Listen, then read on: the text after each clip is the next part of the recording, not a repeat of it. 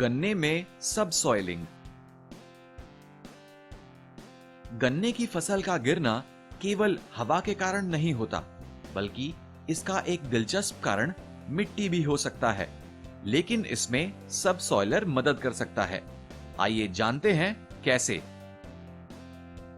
यदि आपकी मिट्टी में सख्त परत है, तो गन्ने की जड़ विकसन में संघर्ष कर सकती हैं, जिससे फसल मिट्टी में स्थापित नहीं होती है और उसकी गिरने की संभावना बढ़ जाती है।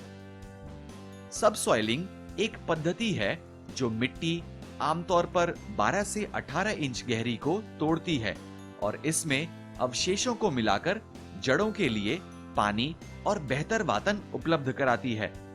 ये पौधों की वृद्धि के लिए अतिरिक्त खनिजों और पोषक तत्वों को पहुंचाने में मदद करती है। गन्ने की फसलों में सबसॉइलिंग के कुछ उपाय। सबसॉइलर अपने खेत के क्षेत्र के अनुसार मशीन चुनें। कुछ मिट्टी को स्वाभाविक रूप से कम रखरखाव की आवश्यकता होती है, जबकि अन्य मिट्टी को सबसॉइलिंग की जरूरत होती है। चिकनी मिट्टी या दोमट मिट्टी स्वाभाविक रूप से संघनन प्रवण होती है। भारी मशीनरी से इस पर दबाव और बढ़ता है। ऐसी मिट्टी में 12 से 18 इंच की गहराई पर सबसॉइलिंग की जाती है, जो सामान्य 6 से 8 इंच की गहराई की तुलना में अधिक होती है।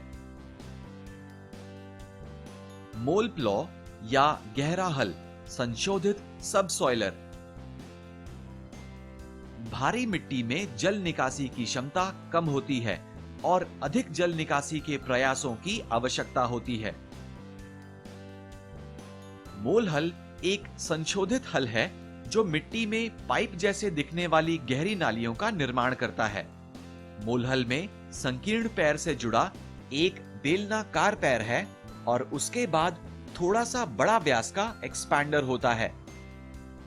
ये मिट्टी में छेद बनाकर एक चैनल बनाता है।